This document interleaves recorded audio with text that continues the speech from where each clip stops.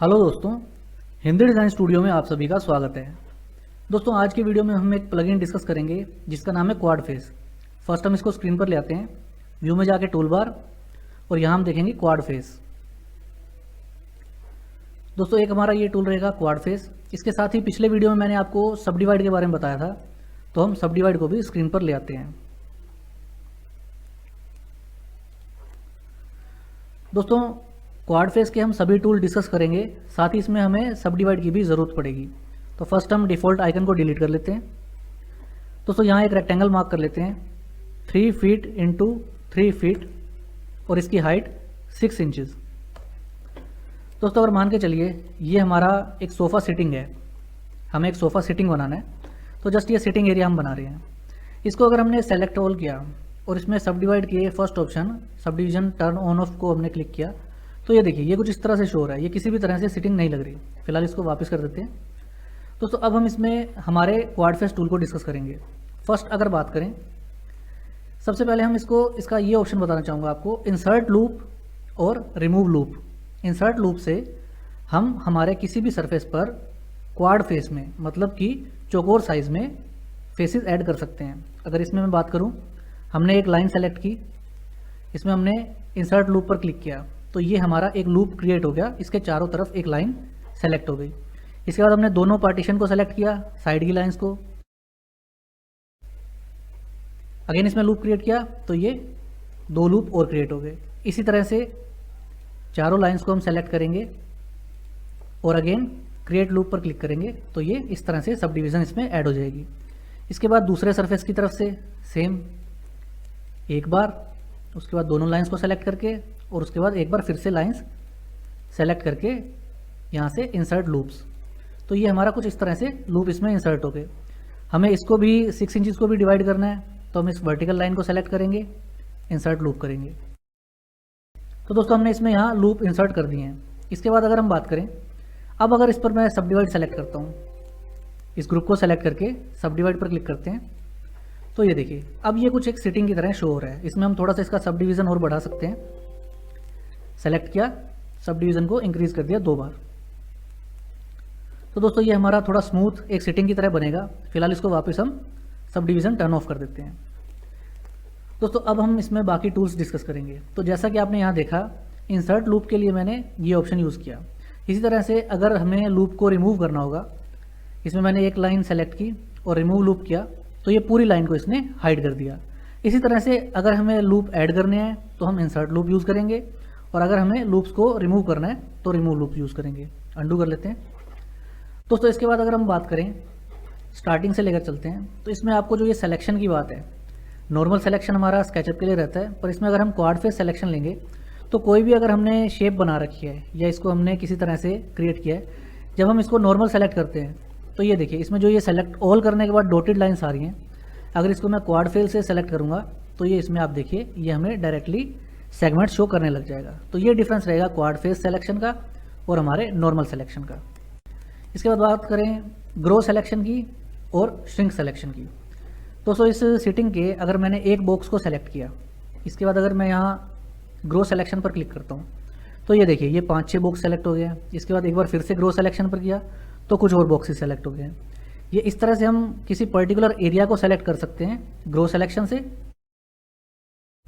और इसी को हम यहाँ से श्रिंक भी कर सकते हैं श्रिंक सिलेक्शन से। इससे ये कम होते चले जाएंगे। वापस हम ये 1 पर आ गए।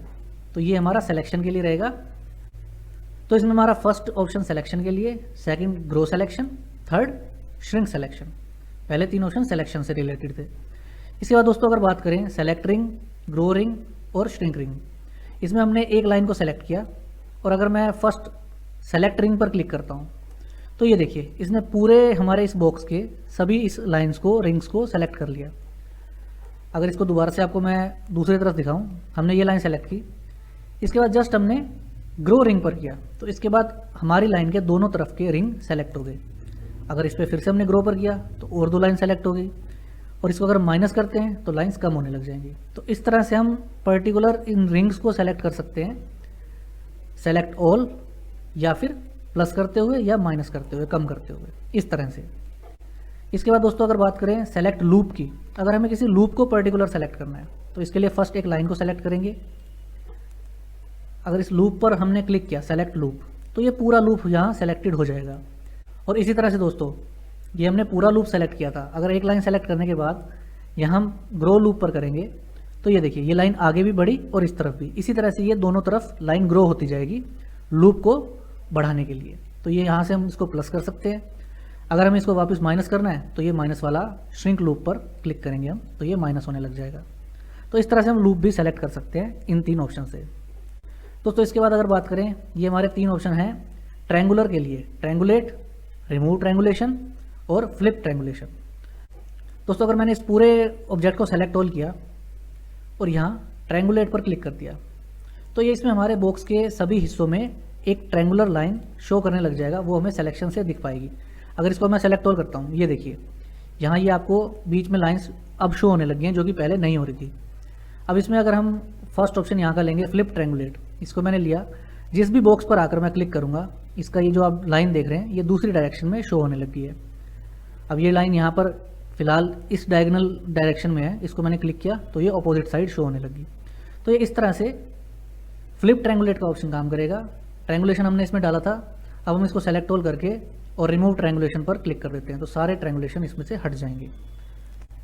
इसके बाद बात करें दोस्तों बिल्ड कॉर्नर, बिल्ड एंड्स और convert triangular mesh to quad. दोस्तों इन 2 ऑप्शन के लिए मैं आपको बताता हूँ। मान लीजिए हमने यहाँ से हमने एक ग्रिड क्रिएट की, इसको मैं 6 इंचेस के अकॉर्डिंग क्रिएट कर देता हूँ। दोस्तों इस ग्रिड पर जब हम काम करते हैं, इसको मैंने सेलेक्ट ऑल किया, इसमें अगर सिंगल एक लाइन सेलेक्ट करके मैं यहाँ ये लूप वगैरह ऐड करूँगा तो ये यहाँ इसमें काम नहीं कर रहा है, क्योंकि ये हमने सैंडबॉक्स टूल से फ्रॉम स्क्रैच से लिया था। तो इसको कन्वर्ट करने के लिए और चेक करने के लिए फर्स्ट ऑफ ऑल हमने इसको सेलेक्ट ऑल किया। ये हमारा लास्ट ऑप्शन क्वाड फेस में, इस पर जब हमने क्लिक किया ये देखिए ये ब्लू कलर में शो कर रहा है। जो भी जब हम इस लाइव मैश एनालिसिस पर क्लिक करेंगे तो अगर हमारा एरिया ग्रीन शो हो रहा है इसका मतलब हमारा क्वाड फेस टूल इस पर काम करेगा, अदरवाइज हमारा क्वाड फेस टूल इस पर काम नहीं करेगा। इसको अंडू करते हैं। अब ये वाइट शो हो रहा है और इसको हमने यहाँ से लाइव मैश को हटा दिया। दोस्तों इसमें हमने ये सैंडबॉक्स टूल से क्रिएट किया था, इसको हमने सेलेक्ट ऑल किया और यहाँ हमें एक ऑप्शन मिलता है convert sandbox quads to quad face quads. इस पर हमने जैसे ही क्लिक किया दोस्तों, अब अगर मैं इसमें लाइन सेलेक्ट करता हूँ और यहाँ से लूप सेलेक्ट करता हूँ तो ये लूप सेलेक्ट होने लग गया है। ये डिफरेंस था हमारे सैंडबॉक्स टूल के ग्रिड में और हमारे इसको कन्वर्ट करने के बाद convert sandbox to quad face. तो ये ऑप्शन हमने यहाँ यूज़ किया। इसके साथ ही दोस्तों एक और ऑप्शन है convert wire frame to quad face, और ये हमारा option convert triangulate mesh to quad. ये 2 ऑप्शन हम अगले वीडियो में डिस्कस करेंगे, क्योंकि इसमें यूवी मैप भी हम अभी डिस्कस नहीं करेंगे। यूवी मैप के लिए पर्टिकुलर हम एक अलग वीडियो बनाएंगे, तो उसमें हम क्वाड फेस यूवी मैप और हमारे स्केचअप का यूवी मैप उन दोनों को डिस्कस करेंगे किसी अगले वीडियो में। फिलहाल हम इन ऑप्शंस को स्किप कर देंगे। इसके बाद दोस्तों बात करें जो हम इन 2 ऑप्शंस की बात कर रहे थे, बिल्ड कॉर्नर और बिल्ड एंड। दोस्तों ये हमारा अभी सरफेस अगर हम चेक करते हैं तो ये प्रॉपरली ग्रीन शो हो रहा है। अंडू करते हैं एक बार। अब इसमें ये सभी चौकोर थे, चौरस थे, इसलिए ये क्वाड फेस में शो हो रहा था। अगर मैं इनमें से किसी को कट कर देता हूँ, 2 या 3 ऑप्शंस को मैंने कट कर दिया, जैसे इसको सेलेक्ट ऑल किया और यहाँ हमने लाइव एनालिसिस पर क्लिक किया, ये देखिए इनमें ये एरर शो होने लग गया कि ये जो ग्रीन है ये तो काम करेंगे क्वाड फेस में, पर ये वाले क्वाड फेस में काम नहीं करेंगे। तो अब हम इसमें सेलेक्ट ऑल करके अगर ये ऑप्शन लेते हैं बिल्ड कॉर्नर, देखिए यहाँ ये कॉर्नर बन सकता था, तो इसने हमारे यहाँ ब्लू एरर को हटा दिया और ये कॉर्नर इस तरह से शो कर दिया। तो इस तरह से हम ये बिल्ड कॉर्नर देख सकते हैं या फिर बिल्ड एंड देख सकते हैं, सेलेक्ट ऑल करके बिल्ड एंड।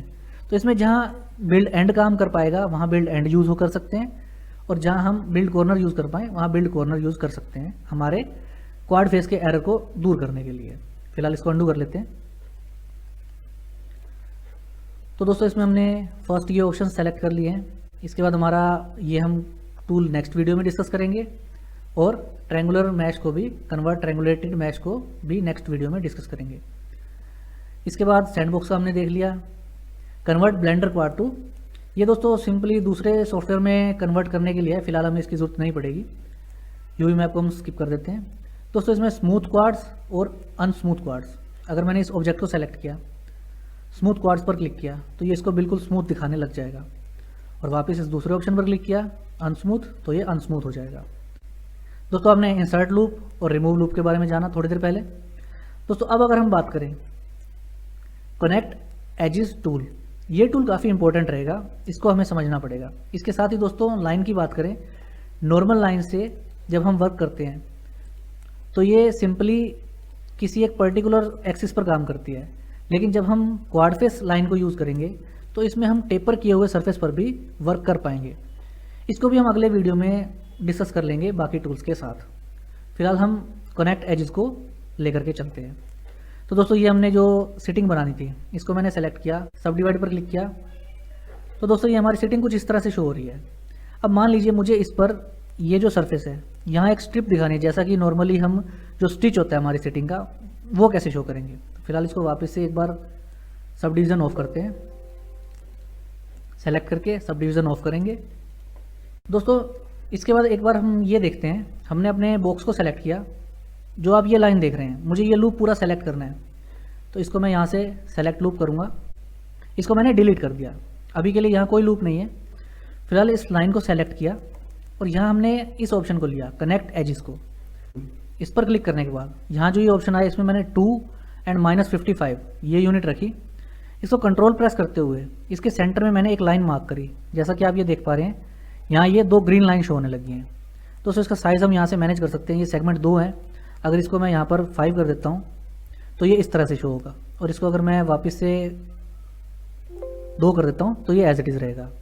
इसको मैंने यहाँ टिक किया, यहाँ पर ये लाइन शो होने लग गई।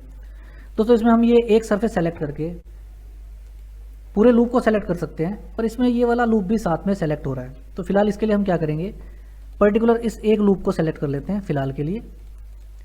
इसको सेलेक्ट करने के बाद जैसे हमने यहाँ से जॉइंट पुश पुल टूल लिया और इसको थोड़ा सा पुश पुल कर दिया कुछ इस तरह से। दोस्तों अब अगर हम इसको सब डिवाइड करेंगे तो ये देखिए ये यहाँ पर हमारे सेटिंग में एक स्टिच की तरह शो होने लग गया है। तो एक ऑप्शन तो हम इस टूल को यूज़ करते हुए ये काम कर सकते हैं, कनेक्ट एजेस। इसके अलावा दोस्तों इसको अगर अंडू करते हैं, हमने यहाँ इस लाइन को सेलेक्ट किया, इसमें एक लूप इंसर्ट किया और इस लूप को सेलेक्टेड रखते हुए मूव टूल यूज़ करते हुए कंट्रोल की के साथ इसको एक कॉपी इसकी ऊपर की तरफ कर दी, मान लीजिए थोड़ी दूरी पर। अब इसमें हम सेम एक सरफेस को सेलेक्ट करते हैं, एक कॉर्नर इधर से एक कॉर्नर इधर से, और हमने इस पूरे लूप को सेलेक्ट किया तो ये पूरा लूप यहाँ से सेलेक्ट हो गया है कुछ इस तरह से। अब इसके बाद हम जॉइंट पुश पुल लेकर के अगर इसको पुश पुल कर देते हैं, थोड़ा सा एंटर कर देते हैं, और इसके बाद जैसे ही हम इसको स्मूथ करेंगे तो देखिए स्मूथ होने के बाद इसमें यहाँ ये एक इस तरह से स्टिच शो होने लग जाएगा। अगर इसको और बिल्कुल स्मूथ कर देते हैं तो ये जैसे हमारी एक सेटिंग को होना चाहिए ये बिल्कुल उसी तरह से शो होने लग जाएगी। तो दोस्तों फर्नीचर मॉडलिंग में ये टूल काफ़ी काम आने वाला है। एक बार हम इसको वापस क्लिक कर देते हैं। तो दोस्तों ये हमारे क्वाड फेस टूल के कुछ ऑप्शंस थे और हमारा सब डिवीज़न टूल था।